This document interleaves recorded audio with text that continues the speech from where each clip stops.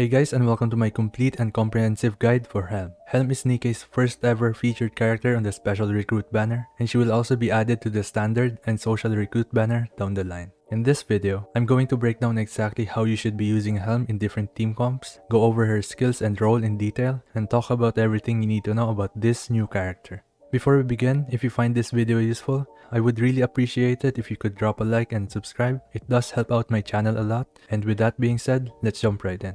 To start things off, we will quickly go over her skills and burst to give you an idea on how she works. Helm is a burst type 3 attacker who also uses a sniper rifle that specializes in single target scenarios.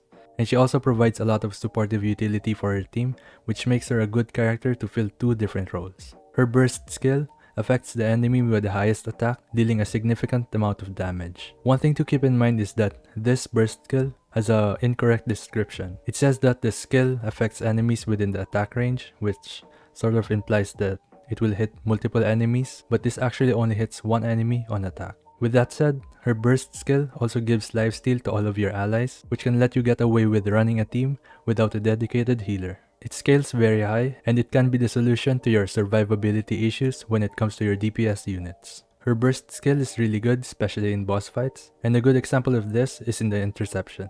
This is where you generally want someone who can provide damage and survivability, and it just so happens that Helm can do both.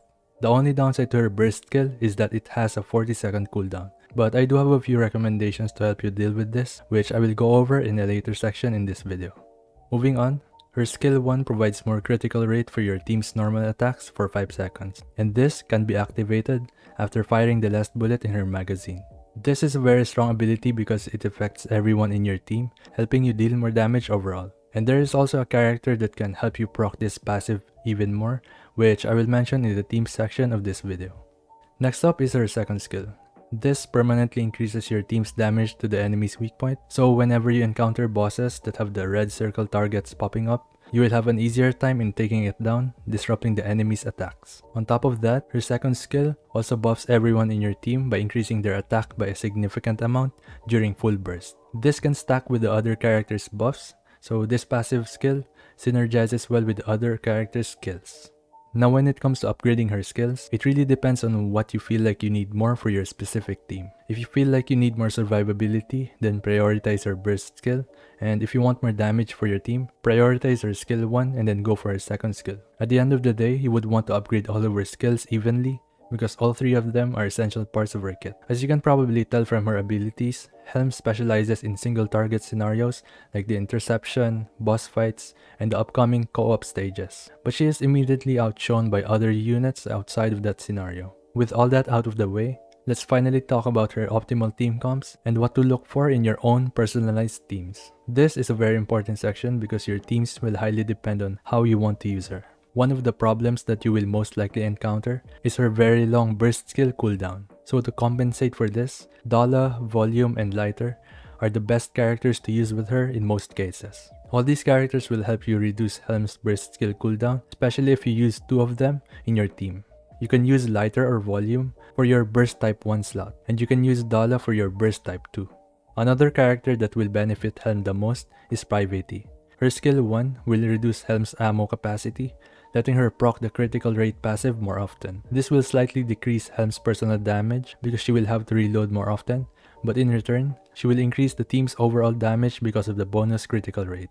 Aside from that, you would typically want to use Helm in any 1-1-3 team variation. So a team with a burst type 1 support, a burst type 2 support or defender, and you would optimally want the rest of your team to be burst type 3 attackers. Another thing I want to address is about Helm's lifesteal buff when it comes to characters like Guillotine and Scarlet. Characters who preferably want to be below a certain percent of their HP for them to deal more damage. There has been some testing done over at the Discord server, and what they found is that the damage you are missing out on for not being below a certain point of your HP is actually overpowered by the attack buff from Helm. So yes, you are losing out on some damage on specific characters, but the total damage and survivability in your team is greatly increased, so it is still a good trade-off. Next up, we will go over some examples for her team comps. The first one is a very free-to-play friendly team comp that includes N102, Anise, Rappi, Private, and Helm. You can get Private for free from the day-to-day event, but as of right now, you can instead use another burst type 3 attacker or whichever option you have for a good DPS unit. This is a very good team if you happen to get Helm as a new player, or on your new alternate account, you can just replace the SR characters as you get more SSR characters that fill the same role.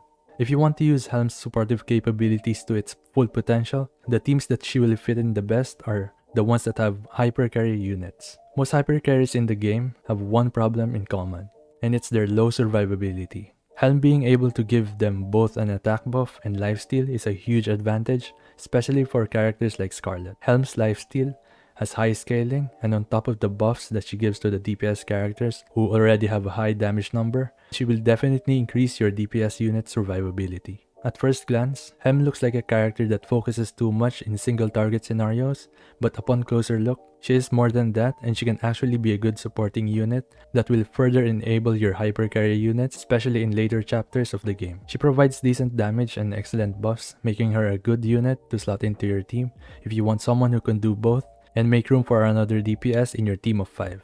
She will underperform in stages where there are a lot of enemies, so in those situations, you would want to use her more of a support rather than a damage dealer. So yeah, after all my testing, as well as the other people who helped me over at the official Nikke Discord server, Helm ends up just like I expected her to be. If I were to rank her on a tier list, she would be somewhere on A tier. She is good at what she does and brings a lot for the team, but she doesn't necessarily break the game like the other units on top of the meta. With that being said, hopefully you found this video useful. Helm is a great character if you want to use her, and you can do so optimally with the information I just went over this video. As always, don't forget to leave a like, comment, subscribe, and I'll see you on the next one. Peace.